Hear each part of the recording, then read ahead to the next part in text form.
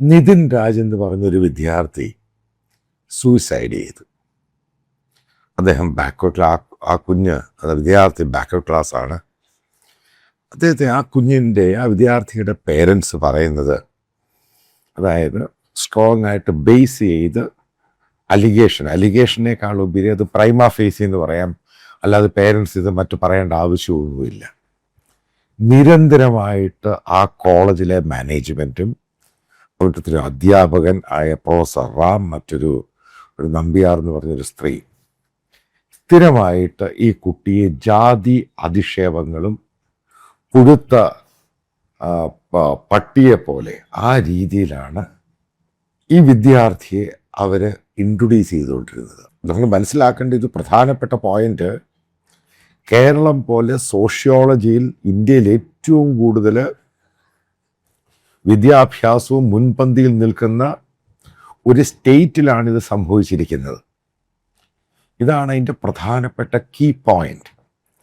ഇതുമായി ബന്ധപ്പെട്ട ചില ആൾക്കാരുടെ കമൻറ്റുകളൊക്കെ നമ്മൾ സോഷ്യൽ മീഡിയയിൽ കണ്ടിട്ടുണ്ട്. സണ്ണി കാപ്പിത്തോട്ടം, അദ്ദേഹം ഒരു ദളിത് ആക്ടിവിസ്റ്റാണ്. അദ്ദേഹം പറഞ്ഞൊരു സംഭവമുണ്ട്.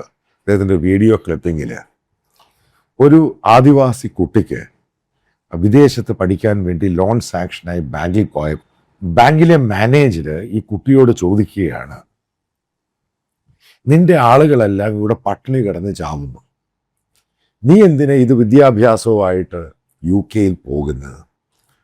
ഇത് അദ്ദേഹം ഇത് കള്ളം പറയേണ്ട ആവശ്യമൊന്നുമില്ല.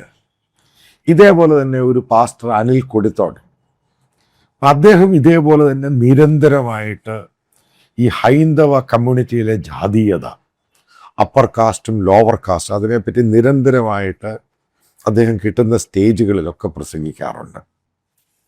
ഇനി നമ്മൾ യഥാർത്ഥ കോർ ഇഷ്യൂയിലോട്ട് വരാം. എന്താണ് ഈ കോർ ഇഷ്യൂ? ഇന്ത്യ എന്ന് പറഞ്ഞ ഈ മഹാരാജ്യത്തെ ഏറ്റവും പ്രധാനപ്പെട്ട കോർ ഇഷ്യൂ എന്ന് പറയുന്നത് ഈവിൾ, പിശാച് അല്ലെങ്കിൽ സാത്താൻ എന്ന വാക്കുകളിൽ കേഴ്സ്ഡ്, ശപിക്കപ്പെട്ട സംഭവം എന്ന് പറയുന്നത് ഇന്ത്യയിലെ ഹിന്ദു കമ്മ്യൂണിറ്റിയിൽ നിലനിൽക്കുന്ന ജാതീയതയാണ്. അതങ്ങ് ഹൈ വോൾട്ടേജിൽ പോയിക്കൊണ്ടിരിക്കുകയാണ്.